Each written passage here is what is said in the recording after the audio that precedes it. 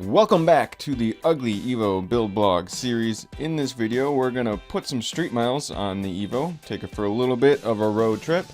We're gonna also show you a comparison of a US market gas tank to this brand new JDM gas tank. And along with that, we're gonna go underneath the car and show you some work we did not only to drop the tank, but to clean up this rust a little bit. And finally, we're gonna get to test fit that JDM tank and let you know how that goes.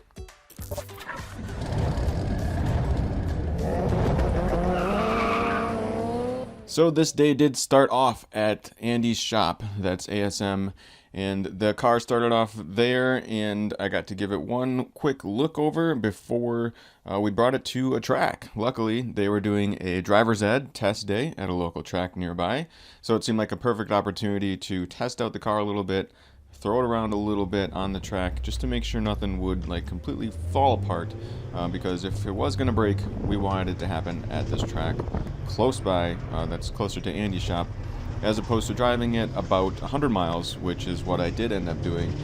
Took it for a road trip and drove it to my parents' house so I could start working on it there, with the project that I knew would take a bit longer and basically hold up a hoist for a longer amount of time, and that's of course dropping that fuel tank. And the car handled just fine. Took it out for a couple spins, and it did fine. But of course, it was leaking a little bit of fuel out of the top of the gas tank. So I was glad I could keep my windows down so I could still breathe.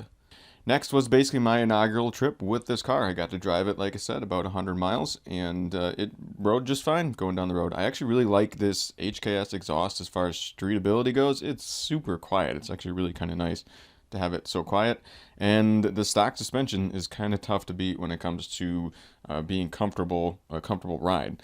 So it was kind of a pretty smooth, uneventful drive. And once I made it to my dad's shop, I was able to get the car up on the hoist and start taking a look at this job, which I've said before and I'll say it again, is one of the worst jobs I think that you can do on an EVO. Changing the fuel tank is just awful. It's a pain. You cannot drop the fuel tank basically without removing part of the lower subframe that holds your rear differential in place. And we'll get more into that later in the video, but just saying that right up front, this is one of the worst jobs. And I went into it with that mindset. I was like, this is going to be awful, and it still was awful. Usually if you try to set yourself up and say this is going to be really bad, sometimes it's not as bad, but we'll keep walking through this. I do plan to do a full how-to, more detailed how-to on this later, but for now I'm just trying to keep my blog series updated. And of course, when you're doing something like this, one of the first things you want to do is disconnect your positive battery terminal. Make sure you're not going to potentially arc anything, so just disconnect your positive battery terminal before you're doing any big job on your car. And now we're underneath the car, and yeah, you can see it's pretty rusty, and there's a lot of stuff we have to remove. We end up, removing our drive shaft. We're going to remove our exhaust. But yeah, this is what it looks like. This is what the fuel tank looks like underneath the car before we start dropping anything out. And the first thing I did was remove this midsection of my exhaust. Eventually, I actually ended up removing the rear actual muffler, the rear portion of the exhaust as well. And I cannot say this enough, but this bolt buster, this magnetic heat induction heater thing has been amazing. I think I would have thrown this car away by now if I didn't have this. I think it saved me so many broken bolts. So anytime you can get on the nut side, basically, of any nut bolt combo, it works. It just heats it up very well, and you can actually get things loose without breaking them. So I utilize that on my drive shaft bolts, the 4 drive shaft bolts that hold it in to the rear diff. And then of course I just unbolted the 4 nuts that hold that drive shaft in place and removed my drive shaft. Thumbs up if this is the rustiest EVO you think you've ever seen. Good news for you guys though, like if I can do this on this rusty ass car, you guys should be able to do it on yours, at least maybe a little bit easier. Right now I'm on the passenger side of the car, just showing a little bit of where things go. The e-brake cables on both sides of these can actually end up being a pain, so just a heads up on that. When you're dropping your tank, the e-brake cables typically get in the way. And there are 4 bolts. There are not like gas tank straps that hold your gas tank in place. There are just 4 studs with bolts going to them, or I should say nuts. So there are 4 nuts that hold your fuel tank in place. So I basically started working on those first, making sure I could get them free without having them break. Of course, I did not want to break those studs since they're basically attached to the chassis of the car. So I took my time, heated them up very cautiously, of course, because anytime you're around fuel, you got to be careful with heat or flames. And another reason I like having this magnetic heat induction tool is it doesn't create any flames. It's just kind of heating up a very specific area. Next, I am showing, this is the trickiest one right here. This is the driver's side rear of the tank. This is really the one that kind of, it seems to be the most pinched, and one of the main reasons you cannot actually drop your fuel tank just by releasing these nuts and taking these nuts off, because these studs are long enough and the part of the fuel tank pinch, where it pinches together, is just, it won't come out. And I'm going to show you that a little bit better soon as well. So now I'm just on the passenger side, removing that bolt, or that nut again, I should say, and getting that one loose as well. So I really did try to actually get this without removing or lowering that piece, that subframe piece that holds the rear diff in, and it's really not possible. So next I just lowered the car down and then took a look at what we could see from inside the car, our fuel pump assembly units, and I removed all the lines here. If you are actually dropping your tank, you don't actually have to remove the lines quite yet, at least at this spot. Realistically, what you need to do here is end up unplugging anything electrical, because that's a connection there that you're going to have to unplug when you're dropping your tank. But then the actual spot where you need to disconnect your fuel pressure hose and your fuel return line, that's actually on the driver's side of the car, underneath the car on the driver's side. So luckily, again, I got most of this free and out without breaking. That's another thing that's amazing to me with this whole job, in a way, that I've done so far. It actually went fairly well as far as how things could have gone with as rusty as things are and with things potentially breaking. It went fairly well, and honestly, it still took me 6 hours to drop this fuel tank. And here we are on the driver's side of the car. Yep, we're just removing the fuel pump assembly stuff. Again, I did not have to unplug these lines here. I could have left them plugged in if I was just dropping the tank, but I just removed them anyway. Honestly, I kind of forgot that I didn't have to remove them yet, but they would have had to come loose eventually either way, since I'm swapping everything over. So back up into the air we go, and as I mentioned, what you really do need to disconnect is this area that I'm going to show here. This is on the driver's side. I know it's a little hard to reference where this is, but this is the driver's side front of the fuel tank.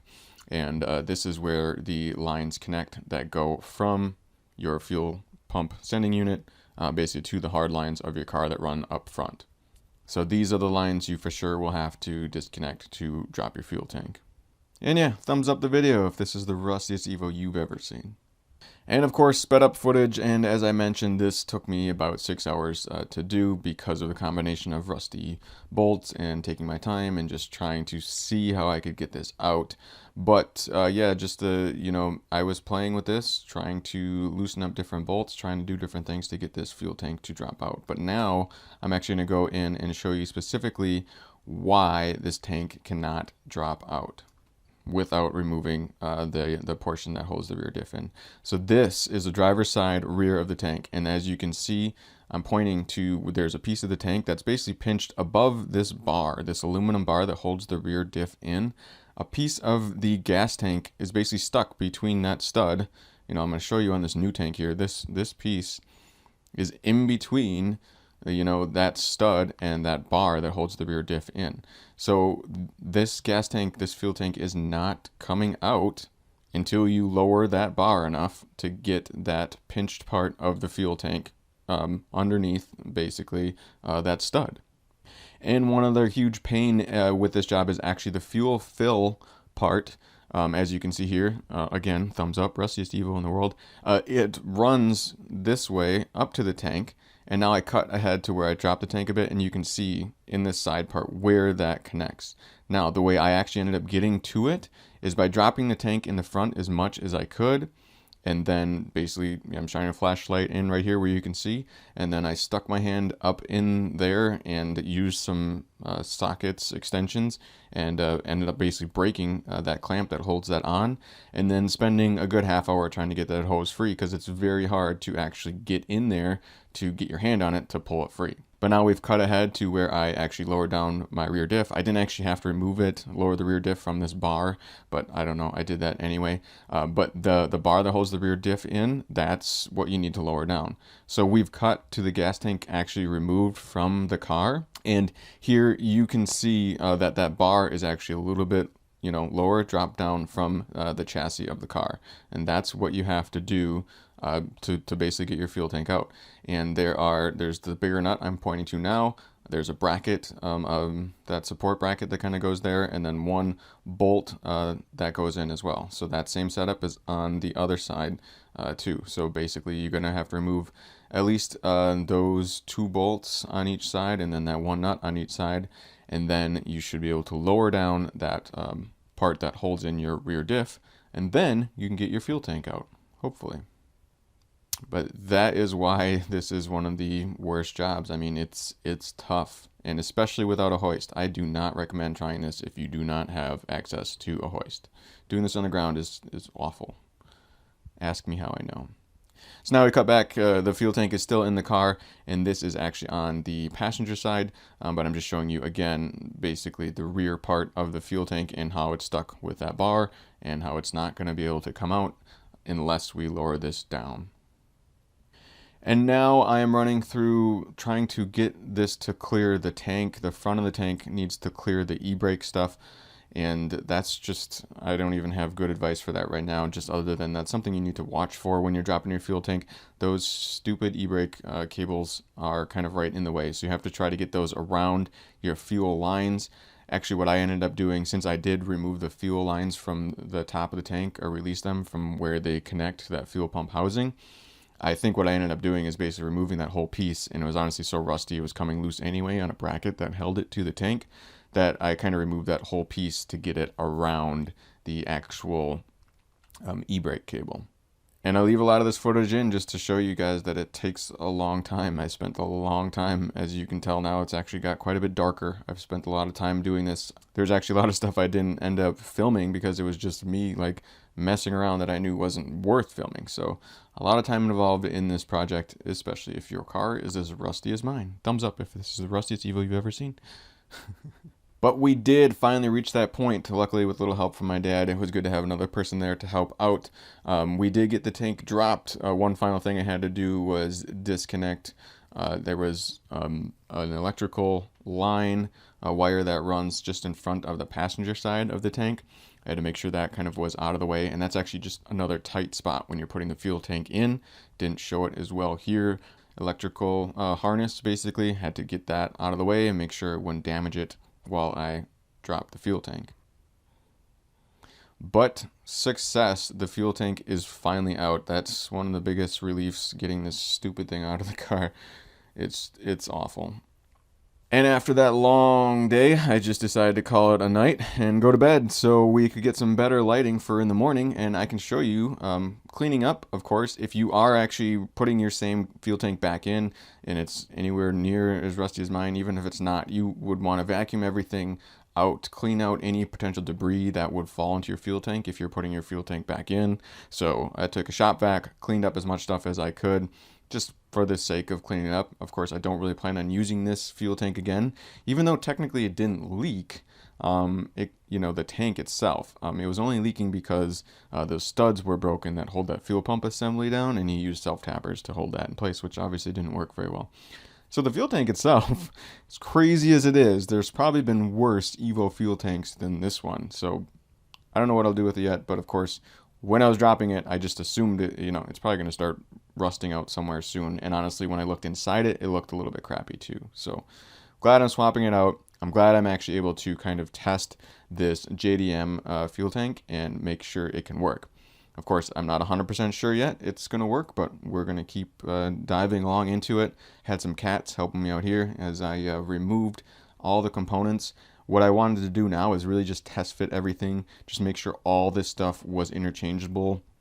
I didn't really think, like anything would be too different where one piece wouldn't bolt from one tank to the another. But of course, wanted to make sure. So I started unbolting everything that I needed to swap over and then did my transfer. And part of that transfer was checking over the fuel pump assembly. This was supposed to have a Walbro 255 pump in it, so I did want to confirm that. And so I did take that whole assembly piece out, and it thankfully did have the 255 pump, which is great to see. And luckily too, he did put that new fuel filter slash sock on there because it looked pretty crappy. So it was doing its job.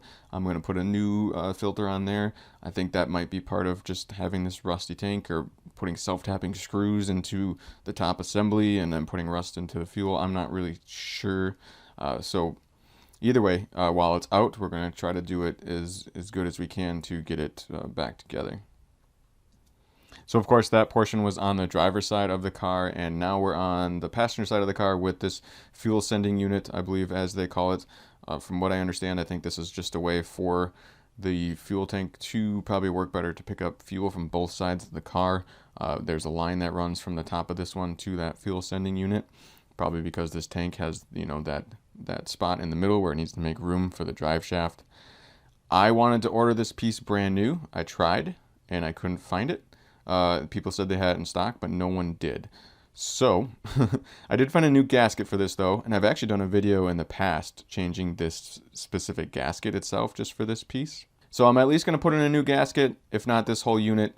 If one of my viewers has one that's in better shape than mine, that's less rusty and less likely to leak, and wants to potentially sell it, I guess let me know. Maybe if I can throw it in before my next video, I would. But yeah, just speaking to EVO parts being rare, or kind of just getting harder to find because parts are getting discontinued. Right here's one of them. Next we move on to this piece that's actually at the very top of the fuel tank. This is some sort of safety valve from what I understand, kind of just like a vent portion, and it actually I believe goes to the hose that from it goes to the like evap canister towards the rear of the car. This line, being totally honest with you, this line was already so rusty it wasn't even really connecting to anything. So my main priority here, you know, of course I'd like to get that reconnected. I probably will. But my main priority here is just making sure this portion isn't going to leak. So I ordered this new piece. It was only about 40 bucks for the OEM new piece. So I ordered a brand new one just because this is obviously a tough spot to get to. And I want to make sure that the fuel isn't going to leak, that there isn't going to be any leaking here. So we'll wait for that one to come in. And then hopefully I'll update you guys on that as well. And I already mentioned it, and I've done a full fuel pump install video in the past, but I did have to, you know, to be able to check what pump was in this fuel pump housing, I had to pop off this little clip that holds it in place and then pull the pump out just to verify that it was a Walbro 255 pump. And while I'm showing that, if you're looking to the left, here, these lines, these fuel lines are the ones that basically run from the top of the tank down to the hard lines that you connect that run the fuel up front. So another thing, I tried to order some of these just because they actually showed they were in stock, those lines, but nope, they weren't in stock. So another piece that's going to be hard to find in the future, I believe. So yeah, just verifying the Walbro 255 pump was installed. And next we began transferring pieces over. Again, I just wanted to test fit things, and actually I wanted to put this whole tank in, even though I knew I was dropping it back down again because I didn't have all the pieces I wanted quite yet. But I just figured I would get it as close as I could, you know, to what it will be like when it's all done as far as putting everything together. So I put all the pieces in. That top safety valve thing that I mentioned that I'm ordering new, this old one was one of the portions that was kind of really rusty. Like the bolts on top are 8mm, but I honestly thought it needed to be like a 10mm because they were so rusted and puffed out that's just how rusty they were. They expanded so much with the corrosion. So I think it was because of the rust, but those bolt holes didn't line up quite right. But I'll touch more on that when I get actual in-depth into this fuel tank. I'm going to do a whole in-depth video hopefully about the fuel tank swap later. And one final tip that I just wanted to note is that there is a little marker, an indent portion here to line up this ring that holds your fuel pump housing assembly down. I never really noticed that before until now, but yeah, that is there because these bolts are not spaced out evenly, so there's only one way that that's going to fit on. So swapping everything over, like I said, we're going to just put a couple nuts on to hold these in place. I need more of those nuts as well since a lot of them were broken. So I ordered some brand new OEM nuts to hold everything down as well. One of the larger differences in this tank, as I mentioned, if you saw my Instagram, is the JDM tank does not have a spot for the fuel temp sensor. We'll dig into that later, but from what I've heard, we can hopefully make that work. And then also, as you're seeing right now, there is a portion where the fill tube is. There's that smaller pipe next to it. The size of that pipe is actually smaller on this JDM tank than the US tank. So we're going to have to make an adapter to make that fit. That's also one other change that we're going to be looking into. Again, I plan to make a fully more detailed video just about the fuel tank in the future. And that's it. I'll spare you the video of me struggling to get this in, but yeah, the fuel tank was in. I put it in. It fit just fine as far as I could tell. Everything seemed good. The biggest hurdle, I think, is really just going to be, as I mentioned, that fuel temp sensor not being there. If that can be fine. And also connecting that kind of fill tube hose, that smaller portion of the fill tube hose, like breather part, that we'll need to make something to make that fit as well. If anyone is super familiar with the JDM tank or the JDM cars and could tell me if the JDM EVOs use a fuel temp sensor at all, like is it somewhere else in the car? I don't know. I'm trying to figure this out myself. And finally, as you can see here, I just had to take a wire wheel, spend a lot of time off camera again, trying to clean up as much rust as I could, trying to get rid of the surface rust, of course, just in an effort to prevent that surface rust from spreading. This is by no means a fix for some of the rust issues I have. Honestly, we'll probably get into this later, but there are some issues that are really bad. Like some spots, this one spot in particular, I'll show you guys eventually. I basically need a new chassis leg that I'm going to have to cut out metal, put in new metal because the metal is so far gone. But for now, I feel like this car, an EVO in general, is so over-engineered. There's a lot of mounting spots back here where I'm not super concerned about like safety, but of course I'm keeping an eye on everything. So that's about it. That's all in a couple days work of trying to keep this EVO alive and get it going and have some fun, hopefully racing it. Of course, the main thing I want to do with this car is spectator race it on a dirt track since it looks, ugly and rusty anyway. And also I'll drive it in the winter a little bit and take it out ice racing. So that is my plan for this vehicle. But as always, I do appreciate people reaching out, comments, suggestions, questions.